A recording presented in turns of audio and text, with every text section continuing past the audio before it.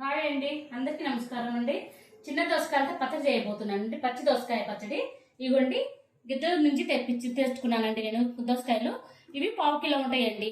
1/2 kilo దోసకాయలు చేదు చూసుకొని కట్ చేసి పెట్టుకున్నానండి. నేను చేదు చూసుకొని 15 పచ్చిమిరపకాయలు వేసుకున్నానండి. ఒక చిన్నులపాయ గడ్డ పొట్టు తీయకుండా పెట్టుకున్నాను. ఒక స్పూను చింతకాయ తొక్కండి. దీంట్లో ఉప్పు ఉంటుంది ఆల్రెడీ, అందుకని ఉప్పు తక్కువ వేసానండి. కొంచెం వేసాను ఉప్పు. చింతకాయ తొక్కు, ఒక ఉల్లిపాయ. ఇవి మిక్సీకి వేసుకుందామండి. రోట్లో అయినా దంచుకోవచ్చండి, మిక్సీకి వేసుకోవచ్చు. ఒక్క ఊరికి అట్లా ఒక తిరుపు తిప్పుకుంటే సరిపోతుందండి. ఇదిగోండి, అన్నీ వేసేస్తున్నా. మీరు మిక్సీ వేసుకోవడమేనండి.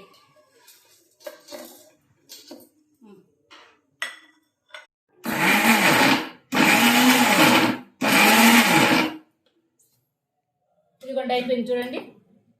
పచ్చగా ఉంటే బాగుంటుందండి. పైన ఉల్లిపాయలు కలుపుకొని తాలింపు వేసుకుందామండి. మిక్సీ పట్టాను, బౌల్లో వేసుకొని ఉల్లిపాయలు వేసేసుకున్నానండి. తాలింపుకండి జీలకర్ర, ఎండుమిరపకాయ, కరివేపాకు, ఇంగువ అండి. ఆయిల్ పెట్టుకున్నా, కాగింది చూడండి, వేసేస్తున్నా.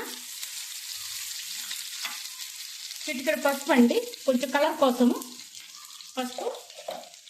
ఇంగువ అండి, ఇంగువ వేస్తే టేస్ట్ అండి. బాగా వేగిపోయిందండి. జీలకర్ర కదండి, ఎంతసేపు అవుతుంది, తొందరగా వేగిపోయింది. ఇదే ప్లేస్లో అండి చిన్న దోసకాయలు దొరకకపోతే పెద్ద దోసకాయ కూడా సేమ్ ఇంతే ప్రాసెస్ అండి. పెద్ద దోసకాయ కూడా సేమ్ ఇంతేనండి. నేను చూపించిన పద్ధతి మొత్తం ఇంతే. ఇంకా దోసకాయలతో పచ్చడి అండి. చూడండి ఎంత బాగుందో. పెద్ద దోసకాయలు దొరికినా చేసుకోవచ్చండి. ఇదే ప్రాసెస్. నచ్చితే మాత్రం లైక్ చేయండి.